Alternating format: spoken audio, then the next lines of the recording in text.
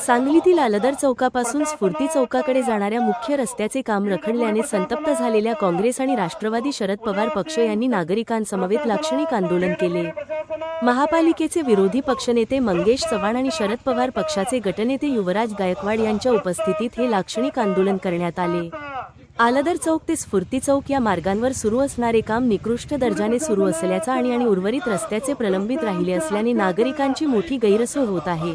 त्यामुळे प्रभाग 19 मधील नागरिकांनी आज या रस्त्यावरच लक्षणीय आंदोलन करीत महापालिका प्रशासनाचे लक्ष वेधले आहे। रस्त्याचे काम तातडीने पूर्ण न झाल्यास सांगली मिरज रस्ता रोखून धरू असा इशारा विरोधी पक्षनेते मंगेश चव्हाण आणि युवराज गायकवाड यांनी दिला। आंदोलनात माजी नगरसेविका प्रियांका बंडगर, राष्ट्रवादीचे पदाधिकारी शुभम जाधव व प्रभाग 19 मधील नागरिक सहभागी झाले होते।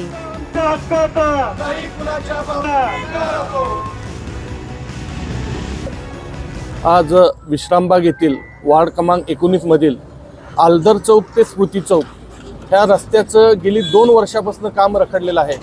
तर या परिसरातील नागरिकांना जीव मुठीत धरून ह्या रस्त्यानं येता जाता जीव मुठीत धरावा लागतो। तर हे लक्षात घेता सर्व नागरिकांच्या वतीनं व गटनेते युवराज गायकवाड यांच्या वतीनं आज PWD, MACB व महापालिका ह्या तिन्ही प्रशासनाच्या विरोधात आज आम्ही या ठिकाणी लक्षणीय उपोषण केलं आहे। आणि लवकरात लवकर ह्यातून सुद्धा ह्या प्रशासनाला जाग नाही आली तर येणाऱ्या काही दिवसातच आम्ही हा जो मेन रस्ता आहे मिरज सांगली मिरज रोड हा पूर्ण रस्ता रोको आंदोलन करणार आहे। जोपर्यंत हा रस्ता चालू होत नाही तोपर्यंत ह्या प्रशासनाला जाग येत नाही तोपर्यंत आम्ही शांत बसणार नाही, एवढंच या ठिकाणी मी सांगतो। आज दिनांक 28 रोजी सांगली मिरज कुपवाड महानगरपालिकेचे विरोधी पक्षनेते पैलवान मंगेश चव्हाण व प्रभाग क्रमांक 19 मधील सर्व ज्येष्ठ नागरिक युवक यांच्या वतीनं स्फूर्ती चौक ते आलदार चौक या रस्त्याचं काम PWD मार्फत गेल्या 2 वर्षापासून चालू आहे आणि नागरिकांच्या जीवाशी खेळायचं काम गेली 2 वर्ष झालं PWD प्रशासन करत आहे। या भागामध्ये 3 मोठे कॉलेजेस आहेत, 5-6 शाळा आहेत, अकॅडमी आहेत आणि ह्या भागामध्ये राहणारी लोकसंख्या ही जवळजवळ 40 ते 50 हजारच्या आसपास लोकसंख्या आहे। आणि सगळ्यात महत्त्वाचं म्हणजे कोल्हापूरला जाणारा हा बायपास रोड आहे, त्यामुळे या रोडला जड वाहतूक फार मोठ्या प्रमाणात आहे, तसेच वाहनांची रदळ फार मोठ्या प्रमाणात आहे। त्यात गमतीची गोष्ट अशी आहे की PWDचे अधिकारी पण राहायला वृंदावनमध्येच आहेत, ते पण रोज ह्या रस्त्यानं ये जा करतात। महापालिकेच्या उपायुक्त पण राहायला वृंदावन विलामध्येच आहेत, त्या पण या रस्त्यानं रोज जा ये करतात।